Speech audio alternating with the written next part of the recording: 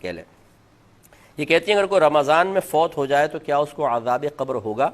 دیکھیں حدیثیں یہی کہتی ہیں کہ جو رمضان میں فوت ہوا اس پر سے عذاب ہٹا لیا جاتا ہے، عذاب قبر اسے نہیں ہوگا۔ اب بعض اوقات ایسا ہوتا ہے کہ کوئی بہت زیادہ گنہگار ہیں معروف، وہ رمضان میں فوت ہو جائے تو ہمارے لوگ وہی بات کہ وہ سمجھتے ہیں کہ شاید اس کی کثرت سے گناہ کی وجہ سے، اعلانیہ گناہ کی وجہ سے اللہ تعالیٰ پر یہ ایک ایسا اثر مرتب کر چکا ہے کہ اللہ اس سے ناراض ہو چکا ہے اور اب اس کی بخشش مغفرت ہو نہیں سکتی۔ اب جب اس قسم کی حدیثیں ذکر کی جاتی ہیں جی رمضان میں اگر کوئی فوت ہو جائے عذاب قبر نہیں ہوگا، بولتے ہیں کہ یہ کیا بات ہوئی، ساری زندگی گناہ کر رہا ہے پھر بھی کچھ نہیں ہوگا، تو بھی آپ کون ہوتے ہیں؟ آپ کی جیب سے کوئی پیسے نکال رہا ہے وہ،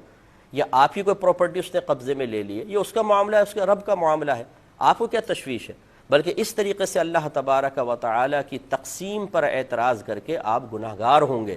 آپ نے نیک عمل کر کے کون سا کمال کر لیا ہے؟ یہ آپ کا کمال نہیں، یہ اللہ تبارک و تعالیٰ کا کرم ہے کہ اس نے آپ کو بے شمار گناہوں سے بچایا ہوا ہے، تو یہ ہمارا کوئی کمال نہیں ہے۔ اس طرح اس شخص نے اگر گناہ کیے ہیں تو اللہ تبارک و تعالیٰ نے اپنے عدل سے اسے نفس و شیطان کے حوالے کر دیا اور لڑنے کا موقع فراہم دیا، وہ شکست کھا گیا، اور آپ کو اللہ نے اپنے فضل سے نفس و شیطان کو مغلوب کر کے عبادات کی توفیق عطا فرمائی۔ دونوں جگہ، ایک جگہ عدل ہے ایک جگہ فضل ہے، لہٰذا ہمارا کوئی کمال نہیں ہے۔ اس لیے کسی شخص کے بارے میں آپ یہ گمان نہیں کر سکتے ہیں کہ یہ ضرور جہنم میں جائے گا، اور اگر کوئی کہے کہ نہیں حدیث کے مطابق اس کی بخشش ہو جائے گی تو آپ اعتراض کرنا شروع کر دیں کہ بھئی کیوں بخشش ہو جائے گی؟ بھئی آپ کون ہوتے ہیں کیوں کہنے والے؟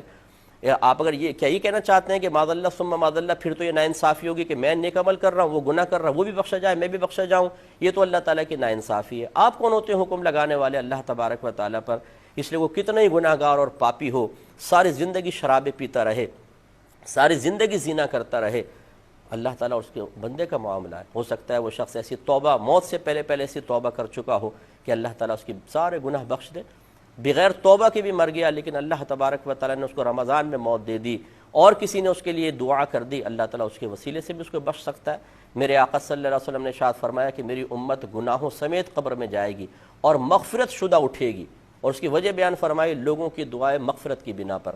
یہ شرح الصدور کے اندر یہ حدیث پاک موجود ہے۔ تو پوری امت کے ساتھ یہ معاملہ نہیں، لیکن اکثر کے ساتھ ایسا معاملہ ہے، کیونکہ بعض سرکار کے امتی جہنم میں بھی جائیں گے اور پھر آپ کی شفاعت سے وہ باہر آئیں گے، لیکن یہ اکثر لوگوں کے بارے میں سرکار کا قول ہے کہ میری امت گناہوں سمیت۔ ایک روایت میں ہے کہ میری امت گناہ سمیت قبر میں جائے گی تو جمعے تک انہیں عذاب ہوگا، اگر عذاب ہو رہا ہے جمعے کے بعد عذاب اٹھا لیا جائے گا۔ یہ تو میری اللہ کی مرضی ہے نا، تو اس طریقے سے ہمیں اللہ تعالیٰ کی تقسیم پر معترض نہیں ہونا چاہیے۔ اللہ نہ کرے، خدا نہ خواستہ آپ ابھی بڑے پپو ہیں، نیک ہیں، پرہیزگار ہیں، اور پھر آپ سے کوئی خطا ہو جائے